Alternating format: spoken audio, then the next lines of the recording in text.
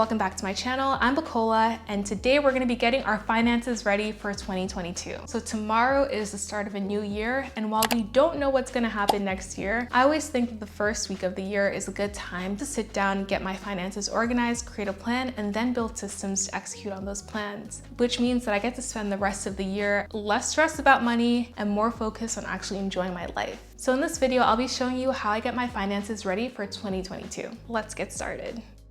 Okay, so step one of this process is actually understanding where your current finances stand. I like to start the process of getting my finances organized by actually understanding where I stand financially, where my money has gone throughout the year, how much I brought in this year. These are the important things I need to know before I can actually plan and set goals for the year. There are 3 numbers I use to just get a general sense of my financial health and what my finances look like. Those 3 numbers are my net worth, my income, and my expenses for the entire year. Let's start first with the net worth number. Remember guys, your net worth is not your self-worth. Don't even take this number personally. All you're doing with this number is just getting a general sense of what your finances actually look like a big picture overview of what your finances look like. For me specifically, what I like to do is I like to aggregate all of my accounts, my credit, debit, investment accounts, your mortgage, your student loans. All of those accounts, I like to write them down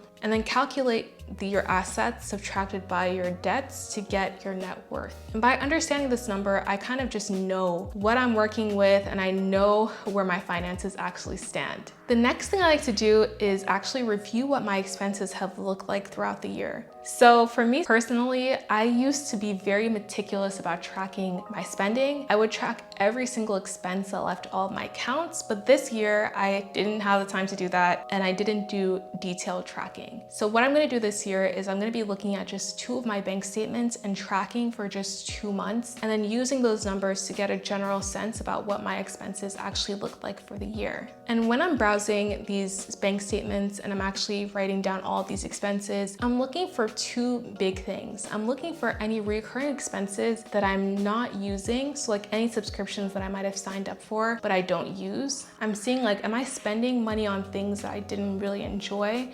Am I overspending on grocery delivery, or am I overspending on meal delivery services that I actually didn't enjoy using? Then the final number that we really need to know before we can even get started with planning is your income. Personally, I work a 9 to 5, but then I also have this YouTube channel and I'm a content creator. So getting my 9 to 5 income is very simple because all I have to do is just look at my W-2 and look at my after-tax income, and that lets me know how much income I brought for the year. But with content creation, and if you're doing freelance work, contract work, I'll need to look at my invoices and look at how much money I brought in through content creation as well. So what you want to do is you want to look at all of your sources of income to get a sense of how much money you actually brought in this year. So once you've calculated all 3 numbers, you know basically where you stand financially. You know your income, you know how much you spent and where your money went to this year, and you also know your net worth, which gives you a very bird's eye view about what your finances actually look like. Now it's time to actually do the fun part of this process, which is setting your goals. For me, this is actually one of my favorite parts of the process because I really love thinking long-term and thinking about the type of lifestyle that I want to live in the future. I personally like vision boards and kind of creating a general sense of where I want to be in a couple years. So I would take this time to think about what are your long-term goals? Where do you see yourself in 10 years, even 5 years? And once you have a list of all those goals written down, now it's time to think about what can you actually do next year to bring you closer to those goals. So you need to be very specific about what plans you want to take in 2022 to actually bring you closer to those long-term goals. So for example, if you want more financial stability, you want to write down specifically what that means for you. Maybe it means that you are gonna save $20,000 by the end of next year and have that as your emergency fund. If you want to take a nice vacation with your friends, you need to be very specific about what that means. You want to write down, I'm going to go to South Africa with my friends by June 2021. You just want to be very, very specific with your goals for next year because then it'll be easy to actually make a plan for those goals and finally execute on those goals. So now that you've dreamed big, you have an idea of what you want for your life long term, now it's time to actually create a plan. When I know what my goals for the year are, I like to just create a plan for those goals so that it makes it easier and more likely for me to reach the goals by the end of the year. So what I specifically like to do is budget. And I know budgeting is not a fun word. I don't know anyone who likes to budget. A lot of people see budgeting as restriction, but I see it as a way to actually make a plan for your long-term goals. I have an entire video about how I budget using a spreadsheet. So if you want to look for a more detailed video on budgeting, definitely check out that video. But for brevity's sake, what I like to do is when I'm thinking about my budget, because we know our income from step one, it's not too difficult to actually make the budget. We look at our fixed expenses first and remove the money for our fixed expenses. Then personally for me, I like to target my goals next. I plan to set aside money for those goals. And then finally, the remaining expenses I distribute along other things in my budget. Now we have a plan, we have our goals, we know where we stand. Now it's time to actually execute on those goals. And this is one of my favorite parts of the process, and it's actually automating your finances.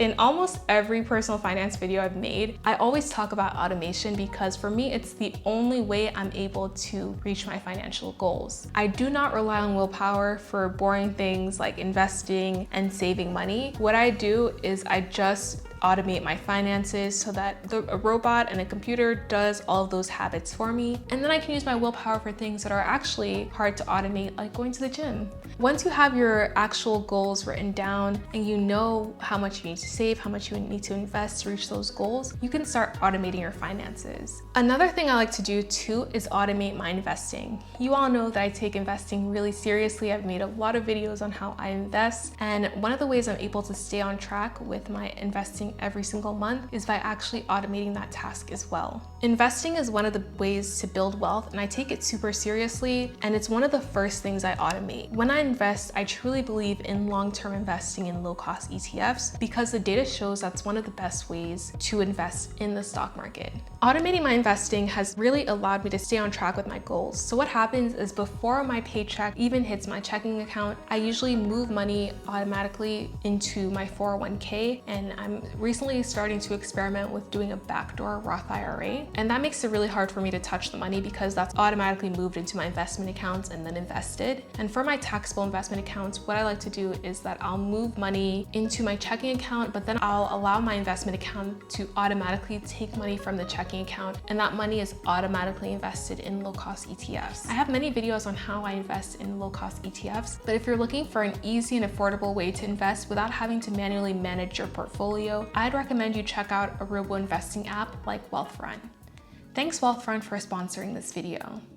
Wealthfront is an app that makes investing easy. Wealthfront helps you create a portfolio based on your individual risk tolerance. If you want to customize your portfolio, they give you the option to build your own portfolio based on sectors you really believe in, like tech, healthcare, or clean energy. Wealthfront also helps you with rebalancing. They monitor your portfolio daily, so if an asset class drifts too far from your target allocation, they will rebalance it for you. They also have tax loss harvesting, so if any ETF in your portfolio declines in value, they will use those losses to help offset income. Setting up an account is really easy. It only takes a few minutes. Their advisory fee is 0.25% of your assets, and if you are interested in Wealthfront, check out the link in the description box down below.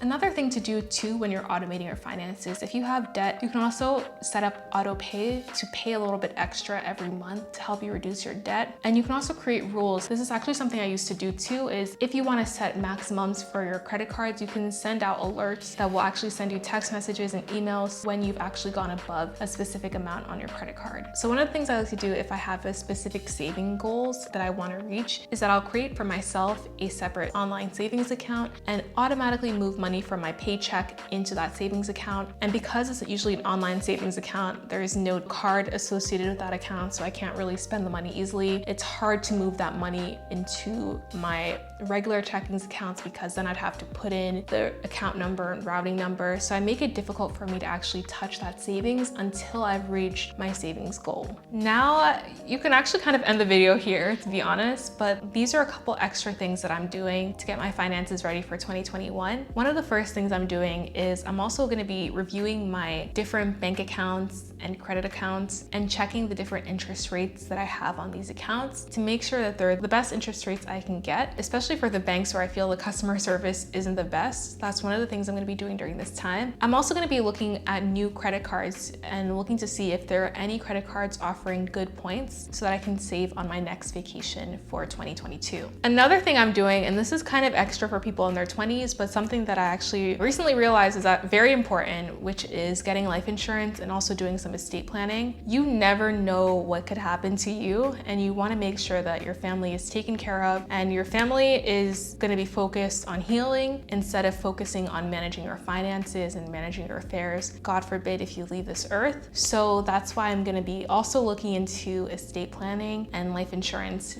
during 2022.